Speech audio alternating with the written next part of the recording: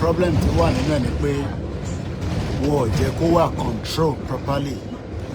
Ìyẹn ni àwọn tí wọ́n run ní public transport nílé tí wọ́n máa ṣe ń ṣe jàgídíjàgan.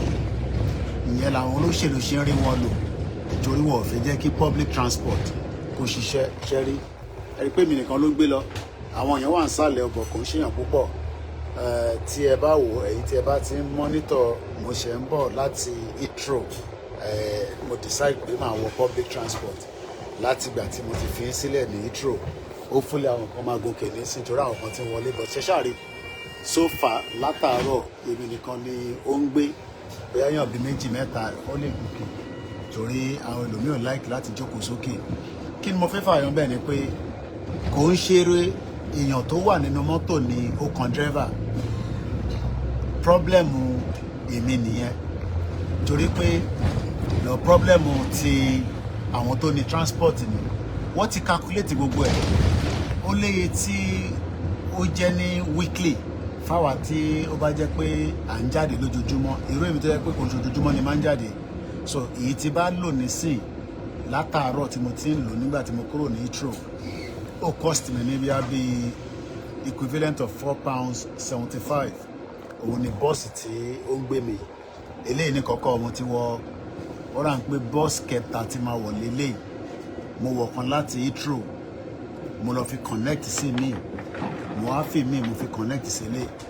Now kí ni mo fẹ́ fààyàn bẹ́ẹ̀? Èèyàn kan ti wọlé, so èèyàn tó rí pé èèyàn kan ṣẹ̀ ń gòkè lọ nísìn. Now tí a bá wá ń sọ pé kí ló dé tí ẹ̀yin ò níṣẹ́ ní Nàìjíríà, ìdí tẹ̀ ṣe níṣẹ́ ni pé wọ́n create system tó lè fi jẹ́ kí gbogbo èèyàn níṣẹ́ lọ́wọ́. Tó bá create system tí gbogbo èèyàn máa fi níṣẹ́ lọ́wọ́, definitely ẹ máa níṣẹ́ náà, ẹ tẹ̀ ní máa complain. But wọ́n deliberately máa fi create system yẹn. Wọ́n create system agbèrò. Ẹ mọ̀ tán pè ní agbèrò. System tó create ní Nàìjíríà nìyẹn. System agbèrò. System tí kò lè work. System tí ó ti expire. System tí ó fail everybody. Mo dẹ̀ fi pẹ́ púpọ̀ lórí broadcast because mo fi bẹ́ẹ̀ ní internet púpọ̀ lórí phone mi, so èmi náà yọ lóní. But nevertheless ní time tó lù báyìí nísìn ní 7:15 láti 5 o'clock tí mo ti kúrò ní airport, oríṣiríṣi àwọn èèyàn ni mo ti bá pàdé tí wọ́n ń lọ síbi iṣẹ́ tó kálukú fẹ́ lọ wá jíjẹ àti múmu. Bó ṣe jẹ́ kórí náà nìyẹn ní Nàìjíríà, ó jẹ́ kẹ́yìn náà máa wá jíjẹ àti múmu lọ. But reason tí kò ṣe lè sí bẹ́ẹ̀ ni pé àwọn tí wọ́n náà ń ṣèjọba lé wa lórí, tí a pẹ́ káàárọ̀ ìyàwó Táíwò Kíkẹ́ Fásọmí mú kí gbogbo ẹ̀yin tẹ́ darapọ̀ mọ́ wa. Ẹ bá wa pín ètò yẹn, kẹ́ bá wa sáré share sáwọn èèyàn wa tó wà nílé torí wọ́n ní wọ́n celebrate independent Nàìjíríà lédè. Èmi mọ̀ tẹ́ ń celebrate anyway because ẹ̀ ń celebrate ìyà, ìṣẹ́ àti àìní. Àbọ̀rọ̀ mòye nísìnyí ẹni tó bá lè jápa bí ṣe máa ń sọ jápa o, sá kúrò ní Nàìjíríà, ibi tó bá wọ̀n ẹni kò gbà lọ láti lọ survive tí o máa fi tọ́jú family ẹ̀ àti mọ̀lẹ́bí. Mo ti rí àwọn ọmọ school tó ti wà ní bus stop, wọ́n lọ sí school. Mo ti rí ẹni tó ń lọ síbi iṣẹ́.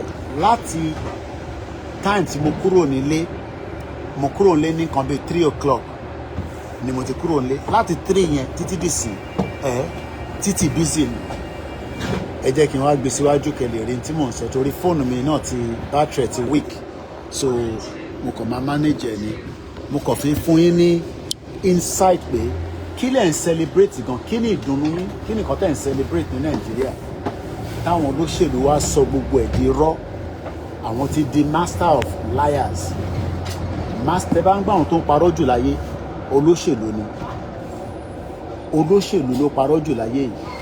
Àwọn ló ń sọ fún wa láti 1999 tí a ti gba democracy pé everything ma wà working, everything will be fine, Nigeria will work, we will give you everything you think of. And every year they keep coming back and telling more lies. Wọ́n tún tó fẹ́ gbéró dé nísìn going into 2027. We will make this, we will do this, we will make your life better. But for 60 whatever years you're celebrating, Yetijano, I'm very sure, your life has become miserable. kàkà kí life yín better ó tún wà more miserable ni. Ìdí tó dẹ̀ ṣe wà more miserable kò ń ṣe ẹjọ́ tẹ̀yìn, ẹjọ́ àwọn tí wọ́n lọ ń dìbò tán accept rubbish pé Nàìjíríà ni the only way out. Ó ṣe gan ni ọpẹ́ mórí ẹ̀ ń bẹ̀ káàárọ̀. So now àwọn ìlú kan tún wá wà tó bá tún wá dé bẹ́ẹ̀ fẹ́ni tí kò bá yé wàṣẹ̀ tí wàá lọ bẹ̀rẹ̀ kí ni máa fi ṣiṣẹ́ ìwé ìgbélú ló máa ń pè. Ó kàn lè kúrò Nàìjíríà kó lọ sẹ́ni country depending on visa tó bá wà lọ́wọ́ ẹ̀ ló máa determine bóyá o lè gbé nílùú yẹn.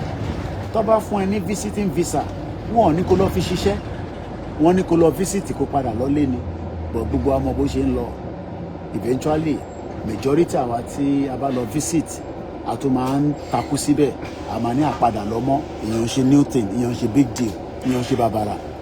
Tí Nàìjíríà bá ń ṣiṣẹ́ ni báwọn bàbá wa tó wá kàwé in the 60s in the 70s wọn náà máa ń padà lọ́lé ni wá lọ ṣiṣẹ́. Now kí ló wá dé tí ní regional government níwọ̀nba tí bàbá wo lọ́wọ́ ní wọ́n fi produce gbogbo tí àwọn tó lọ kàwé níta àtẹni tó wà nínú ilé tó fi ń ríṣẹ́ ṣe. Why tí a tún wá ti ní more exposure, technology ti wà, advancement ti wà, kí ló wá dé táwọn èèyàn ríṣẹ́? Ẹ̀yin náà máa bira yín, mo kí grandma Felicia, mo kí ẹ̀yin tẹ́ darapọ̀ mọ́ wa. Why tí ẹ níṣẹ́ lọ́wọ́? Have you ever asked yourself pé kí ni reason tí a ṣe níṣẹ́? Nígbà tí regional government wà, industry wà, owó kòkó wà, owó obì wà, owó cassava wà, gbogbo àwọn owó yẹn ni wọ́n ń lò. Now tí a tún wá ní more resources, why tẹ́ ṣe níṣẹ́? Because àwọn west wọ́n ò fi jẹ́ ká produce nǹkan kan. Àṣírí ni mò ń gbé fún yín láàárọ̀ yìí. Àwọn tó ń pè ní west ṣẹ́rí gbogbo àwọn tó wà ní bus stop yẹn ṣẹ́rí àwọn ọmọ school olúkálukú ní ibi tó ń lọ. Ibi táwa ń lọ ní Yorùbá nation. Ẹ má yẹ kẹ́ni kankan tó máa sọ fún yín pé regional government ní restructure ní ṣẹ́rí gbogbo yẹn ọgbọ́n olè ni, kò sí nǹkan tó ń jẹ́ regional mọ́. Regional ti kú lẹ́yìn tí bàbá Awólọ́wọ̀ ti lọ, wọ́n ti pa regional government, wọ́n ti pa restructure. So whoever tó bá ń tàn yín pé ká lọ restructure, ká lọ gba regional government, wọ́n ń gbé yín ní mugun ni. Kí ni mo sọ? Now ká padà sí kí ni reason tí wọ́n ṣe fi yẹ kẹ́ ṣe. Ẹ wo conflicts ló ń polówó nísàlẹ̀ yẹn, wọ́n tún polówó workers, potato ni workers yẹn lọ́ fi ń ṣe. Ìbéèrè tó yẹ kẹ́yìn wá béèrè ni pé láti ìjọ ẹ̀ kí ló dé tí ó ṣe jẹ́ àwọn òyìnbó nìkan ló fi máa produce nǹkan tá à ń jẹ, àwọn ló fi máa ṣe technology, àwọn nìkan ló fi ṣe military might, America nìkan ló fi ní the best American weapon, China nìkan ni wọ́n fẹ́ jẹ́ kí ìlú míì náà dàgbà nítorí pé wọ́n mọ̀ pé tí ìran Yorùbá bá jáde nínú Nàìjíríà àwa náà máa di super power. But ó fẹ́ di super power ìwọ sì fẹ́ máa gbé Nigerian passport káàkiri, ó fẹ́ máa gbé identity Nàìjíríà tó ṣiṣẹ́ káàkiri nígbà tó jẹ́ pé Ọlọ́run Elédùmarè tó dá wa sáyé ó dá wa ní the best of the human being. Òyìnbó ò dẹ̀ ní fún yín láyè kẹ́ develop tàbá wà ní Nàìjíríà, but tá bá dá dúró wọ́n mọ̀ pé a máa challenge wọn because we have ẹ wo mo rí bàbá Ògúnlẹ́sì tó ní Gatwick airport, ó wà pẹ̀lú Tinubu ní mo rí picture yẹn bí alánà ni wọ́n ya picture yẹn àdán náà pẹ̀lú man kan náà ọmọ Yorùbá méjì. Ẹ wo bàbá yẹn, ẹ wo investment tí bàbá yẹn ní níta. Wọ́n wá ní kí bàbá yẹn wá invest nínú Nàìjíríà. Bàbá ẹ bá invest nínú Nàìjíríà ó máa collapse ni o, torí ẹ jẹ́ ká mọ̀ pé ní 1980 lẹ sá kúrò Nàìjíríà nígbà tí olórí burúkú Babangida àti Buhari tí wọ́n ń ṣe kíni tí wọ́n bẹ̀rẹ̀ sí í ṣe military coup. Àdúgbò àwọn tó ń bá àwọn ó ti yeye tó ń bára wọn jà yẹn àdúgbò wọn lélẹ́yìí kì í má dárúkọ. Àwọn ló ní gbogbo àdúgbò Igodas Green àdúgbò wọn ni. Tó bá jẹ́ pé ilẹ̀ Yorùbá ń ṣiṣẹ́ ni gbogbo tá à ń pariwo láti ìjọ yìí àní máa pariwo ẹ̀. Ó fẹ́ jápa ó ní láti jápa, but for now tó bá lè jápa òyìnbó ò ní ever jẹ́ kí Nàìjíríà kó develop láyé. Ìyẹn ló ṣe ń kó terrorist wọlé, ló ń kó inflation wọlé, wọ́n kó gbogbo tí Nàìjíríà máa fi wà lábẹ́ wọn. Wọ́n ń yá wa lówó tá a lè san gbèsè. Tinubu ti jẹ gbèsè rẹpẹtẹ sílẹ̀ báyìí. Ẹ bèrè pé kí ló fi gbogbo owó yẹn ṣe? Kò sí any record kankan pé nǹkan fowó yẹn ṣe lélẹ̀. Kò síbì kan tó lè sọ pé lóònù tá a gbà o nǹkan báyìí la fi ṣe kò ń ṣe pé bíbá iná is the best of the best but system tó ń ṣiṣẹ́ ni but tá a bá gba country tiwa tá a dá dúró gẹ́gẹ́ bí orílẹ̀-èdè àwa náà lè ní communication line pẹ̀lú many countries around the world. I share ideas, I share expertise, I share technology. But ṣé Europe, America ready láti share technology? Ẹ̀gbọ́n tí Trump sọ, àwọn fẹ́ jẹ́ káwa máa lo Facebook, but àwọn lè accept kí TikTok tó máa control ẹ̀ láti China. So n tí TikTok ṣe ni pé wọ́n ta 80% of their shares. So TikTok America nísìn ó máa yàtọ̀ sí TikTok tẹ́yìn lò Nàìjíríà. Torí pé wọ́n believe in the TikTok yẹn torí data àti security reason.